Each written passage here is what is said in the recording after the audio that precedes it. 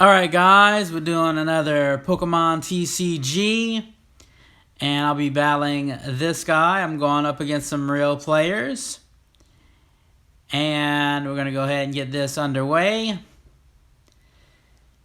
I get to call the coin toss, and I lost the coin flip. So this guy gets to decide who goes first, and he's wanting to be able to go first. So that allows me to attack first, because when you have the first turn, you're not allowed to attack your opponent. So the advantage of going first is that you're able to set up sooner. The advantage of going second is you get to attack first. And so my hand isn't like the best hand, but it's really it has some potential. I have 2 Arcanines. I have a Growlithe, so I have some options with the Arcanines.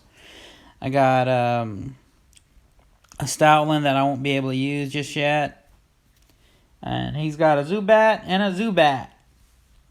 So he's got Energize. He's using that item to discard a card from his hand to search his deck for a Psychic type Pokemon or purple type.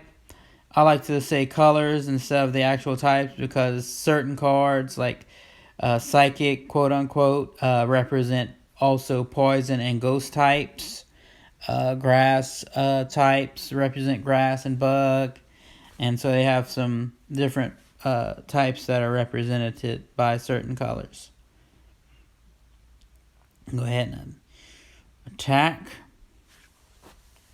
And he has a Grimer on the bench, and he evolves using that Golbat he got last turn. And to stay alive, I'm gonna energize him first and then evolve him into Arcanine, so that way it can get some more health, so it can hang around a little bit longer. Because Golbat has an attack that would have knocked out my Growlithe, and that would have been game over. So really happy I just didn't have the Growlithe for the start, because that would have been a short game. But now I can use Grand Flame, and had I had some fire energy in the discard pile, I could have loaded up some energy onto my benched Pokemon. My prize card for knocking out his Pokemon is the Koga's Trap, which causes poison and confusion. And he quit. He said, well played, and gave up and gave me the victory banner. And that is a win with the Hot Dogs deck against a real player.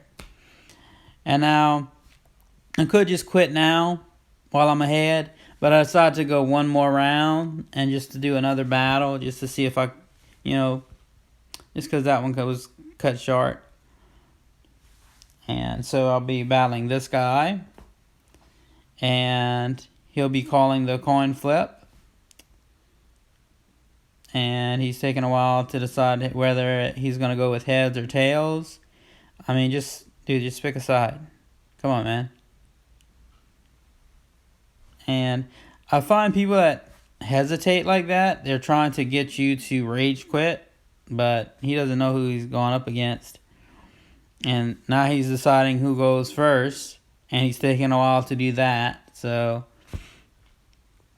some people like to hesitate just to see if they can get someone to rage quit, but he doesn't know who he's up against as far as patience goes. And so unfortunately I don't have any basic Pokemon in my hand, so he gets to draw from my mulligan. When you mulligan, you shuffle your hand into your deck and you kind of draw new cards. And now I've got Lillipup and a Growlithe. I have a really, really good hand. This is the kind of hand I like to see, because I have the Welder with 2 fire energy cards. I have the Arcanine. I can use the Welder to set up Growlithe, draw 3 more additional cards, and he's setting up while I'm talking about my plans with you guys. And he's got 2 tag team Pokemon cards. He's got Lucario and I'm not too familiar with the evolved form of Meltan, but that's the evolved form of Meltan, and it's the tag team cards. If you're able to knock them out, it's 3 prize cards instead of the typical 1. So we've already discussed this. So this is happening right now. Oh, I got another welder and 2 more fire energy cards. That's awesome. I'm going to go ahead and energize my Lillipup. And we got, I'm going to go ahead and, I did really good with that timer ball. Got both heads for that. So I'm able to do an evolution card for each heads. So I'll go ahead and do 2 Herdiers. And go ahead and finish my turn. And then now he's taking over.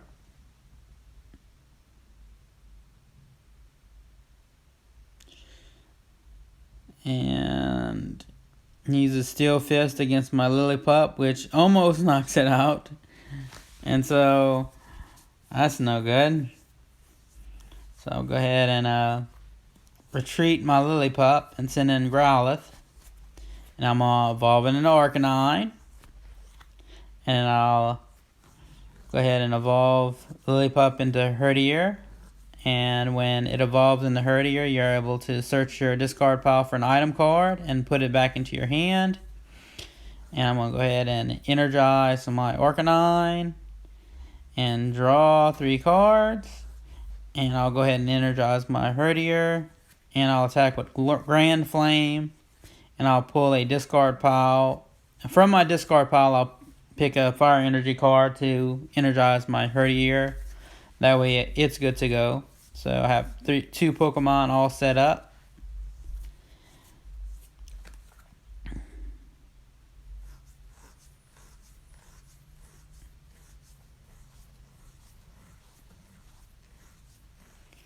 Oh, and that goes my Arcanine.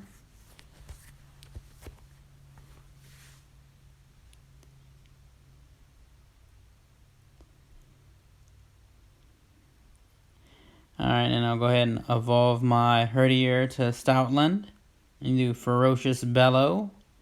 And now the opponent's next attack will do 50 less damage because I used Ferocious Bellows. And I was able to pull a Houndour, a Fire Energy card, and a Houndoom. So, really nice. And I don't think he can one-shot my Stoutland just yet, so I can start getting my Houndour set up. And he's using his Pidgeotto to look at the top 2 cards of his deck. And he's able to put one in his hand. The other one goes at the bottom of his deck, if I remember correctly. And so he's getting all his stuff set up. And he's got a hammer, which unfortunately removes my double colorless energy from my Stoutland. Would have been nice to have that, because I could have did another Ferocious Bellows, but oh well. Stoutland's just about gone. And so he attacks, so it's my turn. I'm going to go ahead and put in Houndour, energize him, and in my turn, because I can't do anything. And so now, being that I have Houndoom, and so long as nothing messes up my hand, I can evolve it. His attack does extra damage if my hand is bigger than his. And I have 8 cards in my hand, so that puts my hand bigger than his. And so long as nothing bad happens, I can... Oh, there's the judge. No. No, the judge... Both players throw their hand into their deck and draw 4 cards. So, well, that ended my grand plan of one-shotting his Pokemon. But I think had he not gotten that judge, I think he would have used his GX move to keep his Pokemon in the game. But it's my turn, so I'm going to try to do what I can, but it's looking pretty bleak. I would need to get a lot more basic Pokemon in my bench in order to really last. But we'll do what we can, because I don't quit. I play things out. Not to knock the guy from later. He seemed pretty cool. He just didn't want to waste any more of his time. Because he just realized that, nah, I'm not winning this. Go on to the next person. But me, I just like to see things through to the end. And so, we'll go ahead and just sort this out. There's much I can do. But I do have the rare occasion of using Blaine's Last Stand. Now, had Furfrou, had that been a fire Pokemon, I would have drew 4 cards. Because Blaine's Last Stand, you draw 2 cards for each fire Pokemon in play. Now, on your side of the field. And you can only use Blaine's Last Stand if it's the last card in your hand. And now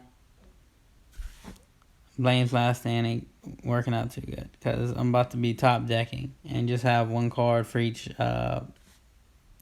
It's just not a good situation to be in, and he's about to one-shot my Houndoom. He's giving me a chance to surrender, and then he decides to use Heavy Impact. Oh, Houndoom, I had big plans for you, but you rest, okay? And I have my little poodle against 2 really big, strong monsters. And so he's getting his prizes and his prize card. Go ahead and just play this out and attack him with return. And there we go. I'll go ahead and draw. And had I had a Pokemon on my bench, I could have maybe set up another Arcanine, but that just didn't work out that way. But it goes to show you that even though you have the type advantage, it doesn't necessarily guarantee victory.